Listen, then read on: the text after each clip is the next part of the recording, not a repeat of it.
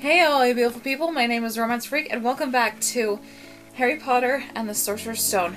Now, once again, I apologize greatly for the delay in the weekly chapters. It was a hectic week last week and stuff, and so, like, there's some stuff I had to get done. Really weird week and that kind of thing. It's just a lot of stuff's going on, so yeah, nothing that you guys need to worry about. But yeah, we're going to be back on schedule, that kind of thing. So yeah, and also, in the reading comments, you're reading your answers to the questions that I post with each chapter and stuff.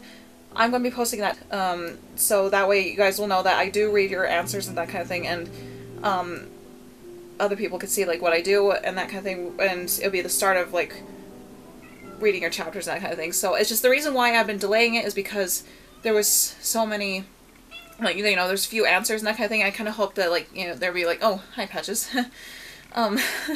There would be more people that can probably answer, at least a little bit more people that could answer, and like give people more time as well. But I think with how few answers that I get that were there, I'm going to be grouping them all in one answer video and stuff. So anyway, yeah, we'll get back to that later. But anyways, let's just continue on to Chapter 10, Halloween. Oh, this is Halloween, this is Halloween, I'm sorry. Okay, enough of my silliness, onto the chapter, shall we? Alright, Chapter 10, Halloween. Oh, and this is Patches, my cat. Say hi, baby. Anyway. Okay. Anyway. Chapter 10, Halloween. Malfoy couldn't believe his eyes when he saw that Harry and Ron were still at Hogwarts the next day, looking tired but perfectly cheerful. Indeed, by the next morning, Harry and Ron thought that meeting the three-headed dog had been an excellent adventure, and they were quite keen to have another one. In the meantime, Harry filled Ron in about the package that seemed to have moved from Gringotts to Hogwarts, and they spent a lot of time wondering what could possibly need such heavy protection. "It's either really valuable or really dangerous," said Ron. "Or both," said Harry. But all they knew for sure is that the mysterious object was that it was about 2 inches long. They didn't have much chance of guessing what it was without further clues. Neither Neville nor Hermione showed the slightest interest in what lay underneath the dog and the trapdoor. All Neville cared about was never going near the dog again. I don't blame you. I don't blame Neville at all. Hermione was now refusing to speak to Harry and Ron, but she was such a bossy know-it-all that they saw this an added bonus. All they really wanted now was a way of getting back at Malfoy, and to their great delight was just the thing arrived in the mail about a week later. As the owls flooded into the great hall as usual, everyone's attention was caught at once by a long, thin package carried by six large screech owls. Harry was just as interested as everyone else to see what in his large parcel, and was amazed that the owls soared down and dropped it right in front of him, knocking his bacon to the floor.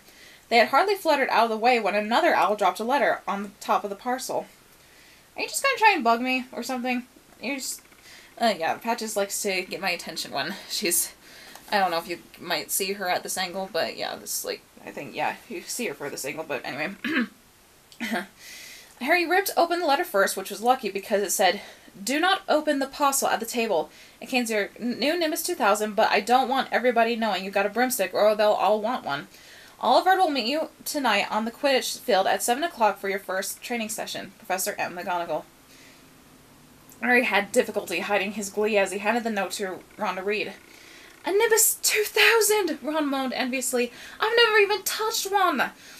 They left quickly, wanting to unwrap the broomstick in private before their first class, but halfway across the entrance hall they found their way upstairs barred by Crabbe and Goyle. Malfoy seized the package from Harry and felt it. "That's a broomstick," he said, throwing it back to Harry with a mixture of jealousy and spite on his face.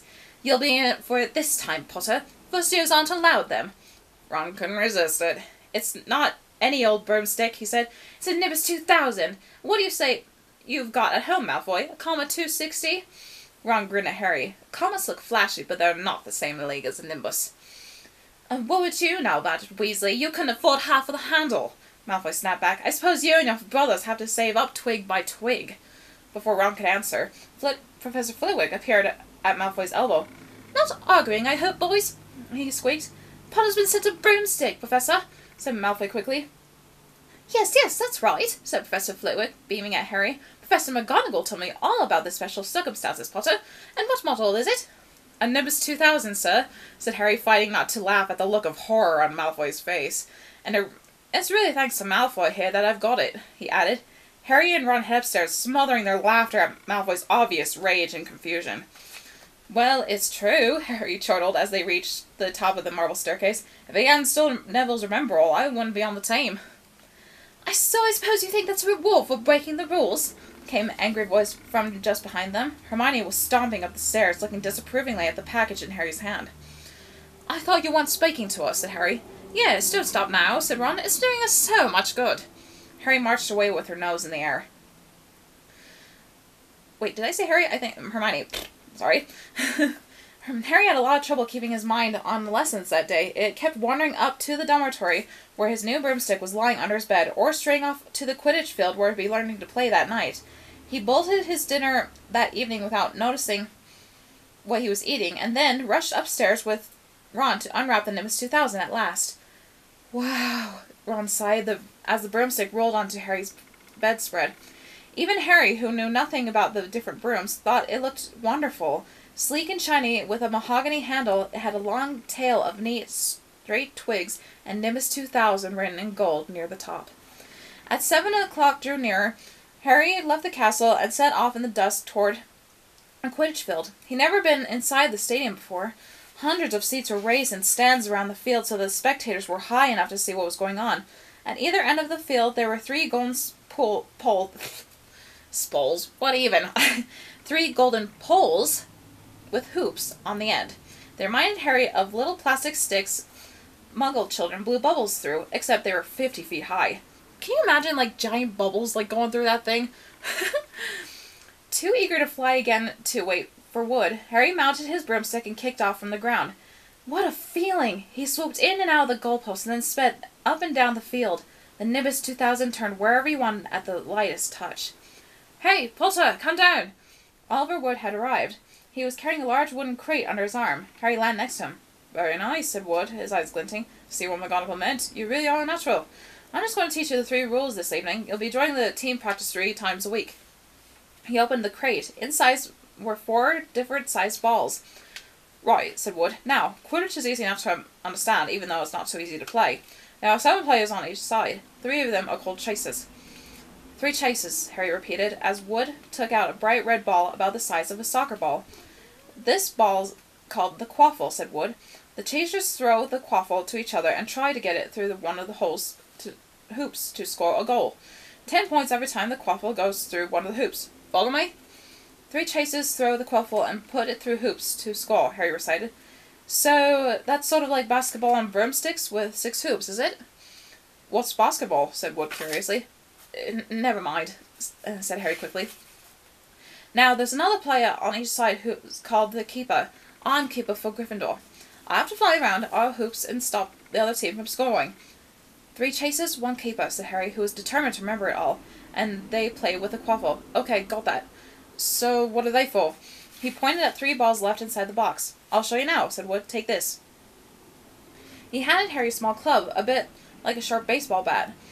I'm going to show you what the bludgers do, said Wood. These 2 are bludgers. He showed Harry 2 identical balls, jet black and slightly smaller than the red quaffle. Harry noticed they seemed to be straining to escape the straps holding them inside the box. Stand back, Wood warned Harry. He bent down and freed one of the bludgers. At once, the black ball rose high in the air and then pelted straight at Harry's face. Harry swung at it with a bat to stop it from breaking his nose and sent it zigzagging away into the air. It zoomed around their heads and then shot at Wood, who dived on top of it and managed to pin it to the ground. Say, Wood panted, forcing the struggling bludger back into the crate and strapping it down safely. The bludgers are rocking around, trying to knock players off the brooms. That's why you've got to have 2 beaters on each team. The Weasley twins are ours. And it's their job to protect their side from the bludgers and try to knock them toward the other team. So, think you got all that? 3 chasers try and score with the quaffle. The keeper guards the goalposts. The beaters keep the bludgers away from the team.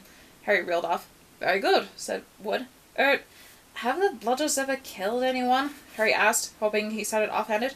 Oh, never at Hogwarts. We've had a couple of broken jaws, but nothing worse than that. Now, the last member of the team is the Seeker. That's you. And you don't have to worry about the quaffle or the bludgers, unless they crack my head open. Don't worry, the Weasleys are more than a match for the bludgers. I mean, they're like a pair of human bludgers themselves. Wood reached into the crate and took out the fourth and last ball. Compared with the quaffle and the bludgers, it was tiny, about the size of a large walnut.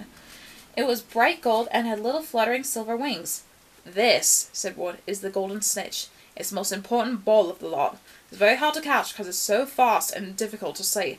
It's the seeker's job to catch it. You've got to weave in and out of the chasers, beaters, bludgers, and quaffle to get it before the other team's seeker. Because whichever seeker catches the snitch wins his team extra 150 points, so they nearly always win. That's why seekers get fouled so much. A game of Quidditch only ends when the snitch is caught, so it can go on for ages. I think the record is 3 months. They had to keep bringing on substitutes for the players to get some sleep. Good crap!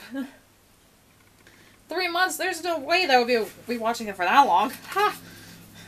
Well, I don't know. It's be a tense match. Anyway.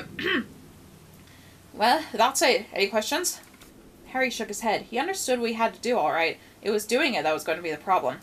We won't practice with a snitch yet, said Wood, carefully shutting it back inside the crate.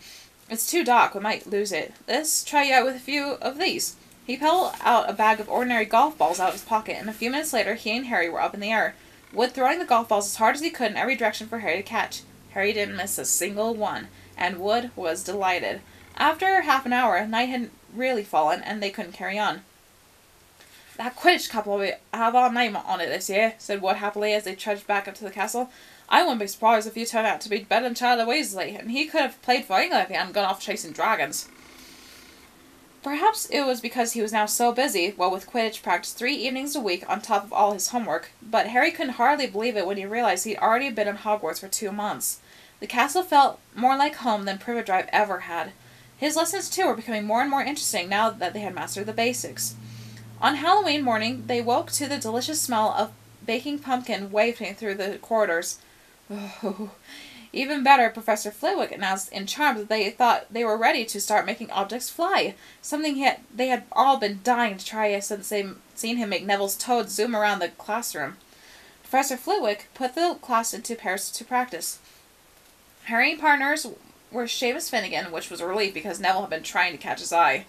Ron, however, was to be working with Hermione Granger. It was hard to tell whether Ron or Hermione was angrier about this. She hadn't spoken to either of them since the day Harry's broomstick had arrived.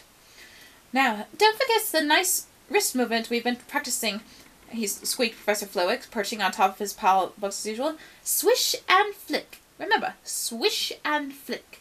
And saying the magic words properly is very important, too. Never forget Wizard Barufio, who said s instead of f, and found himself on the floor with a buffalo on his chest.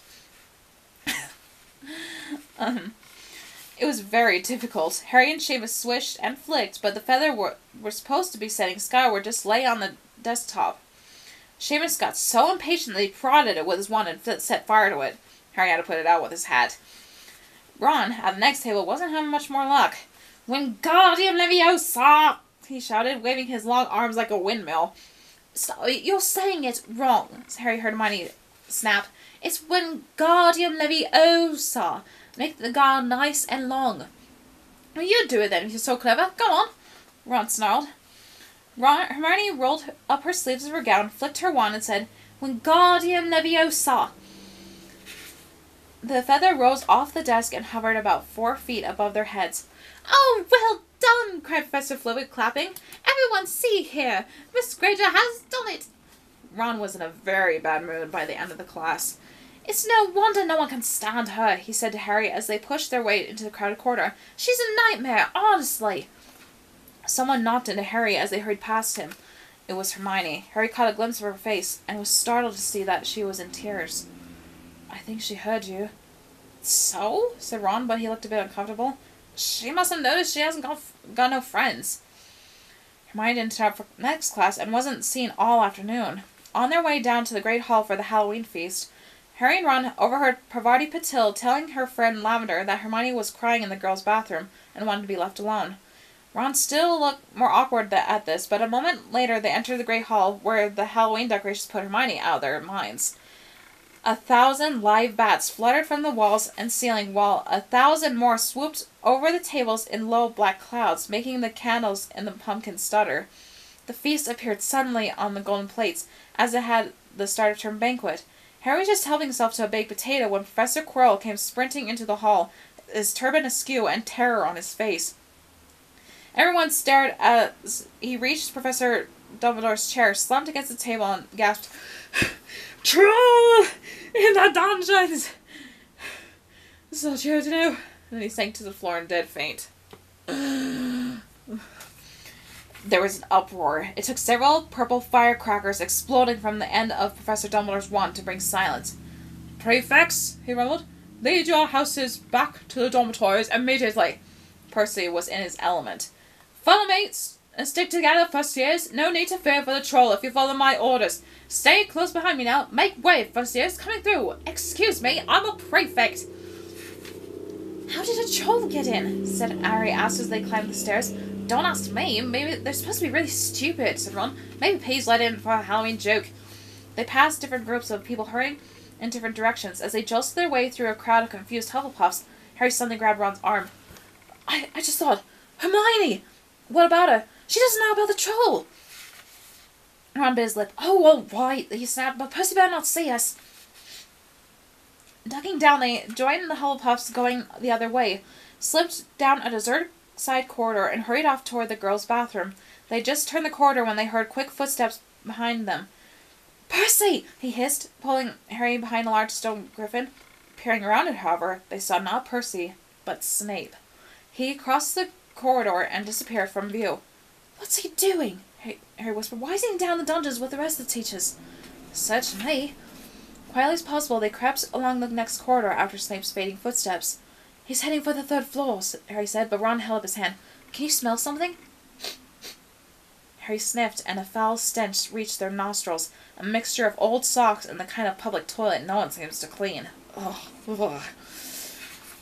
And then they heard it, a low grunting and the shuffling of footfalls of gigantic feet. Ron pointed. At the end of the passage to their left, something huge was moving toward them. They shrank in the shadows and watched as it emerged into a patch of moonlight. It was a horrible sight. 12 feet tall, its skin was a dull granite gray, its gray lumpy body like a boulder with its small bald head perched on top like a coconut. It had short legs thick as tree trunks with flat horny feet. The smell coming from it was incredible.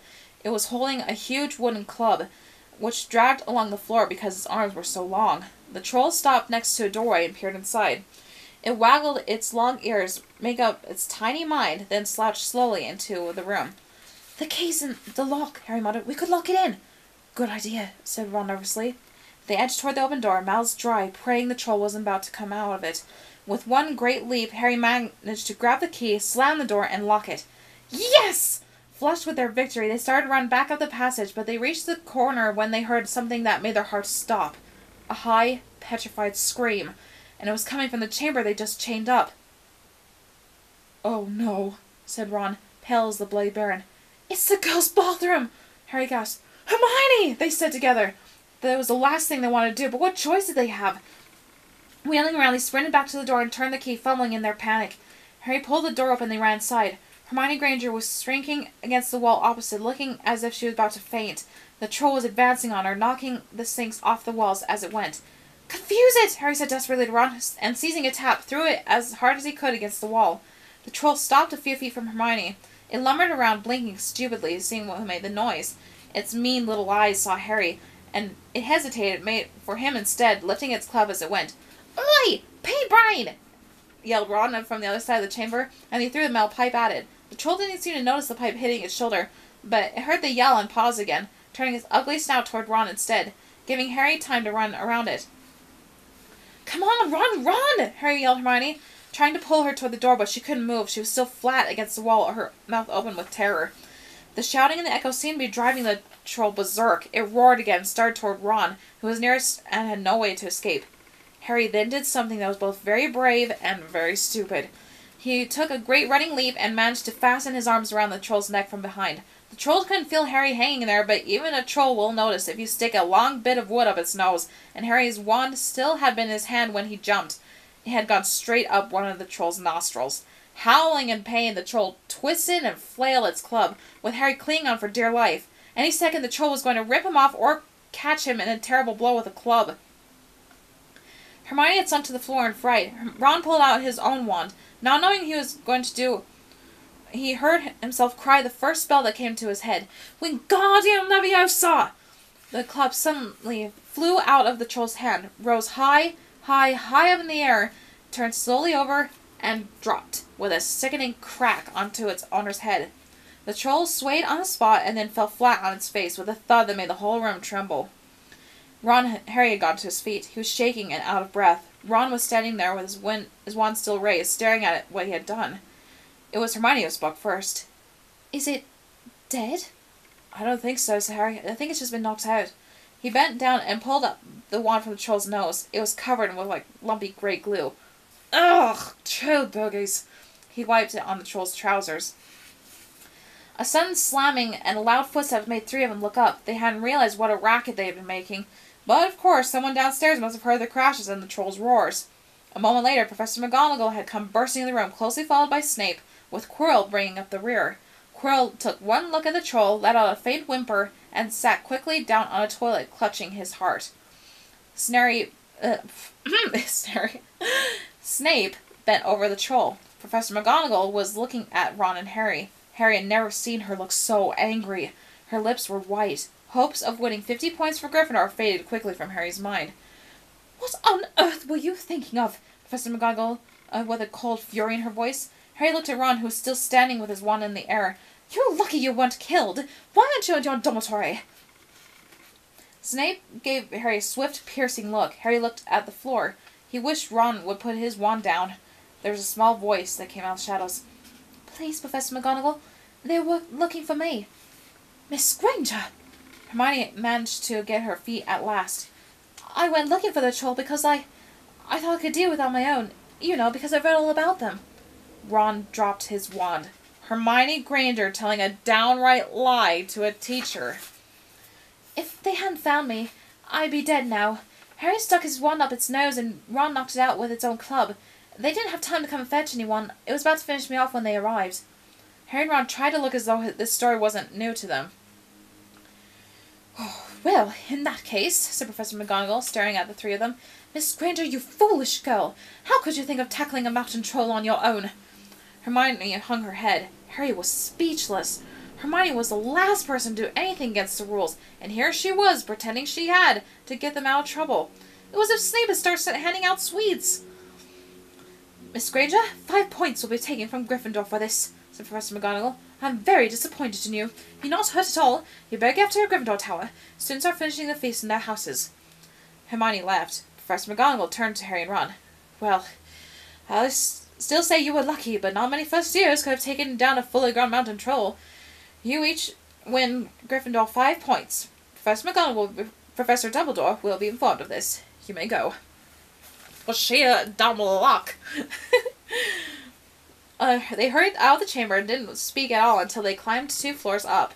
It was a relief to be away from the smell of the troll, quite apart from anything else. We should have gotten more than 10 points, Ron grumbled. 5, you mean, once she's taken off Hermione's. Good of her to get us out of trouble like that, Ron admitted. Mind you, we did save her. She might not have needed saving if we hadn't locked the thing in with her, Harry reminded him. They had reached the portrait of the fat lady. Pigs and out, they said, and entered. The common room was packed and noisy. Everyone was eating the food they had been sent up. Hermione, however, stood alone by the door, was waiting for them. There was a very embarrassed pause. Then, none of them looking at each other, they all said, thanks, and hurried off to get their plates. But from that moment on, Hermione Granger became their friend. There are some things you can't share without ending up liking each other, and knocking out a 12-foot mountain troll is one of them. Alright, that is the end of that chapter. Oh, I love that chapter so much. It's like... Oh, sorry. That chapter is like one of my favorites of all time. It's like, because, I mean, can you imagine just like walking in to Hogwarts and like seeing a huge Halloween feast like that? Oh, it was just fantastic. I love Halloween too, and I love Harry Potter, so just trying to imagine what it'd be like at the feast, you know, would be just awesome, you know. So, alright, now we're going to move on to our question. The question for this week is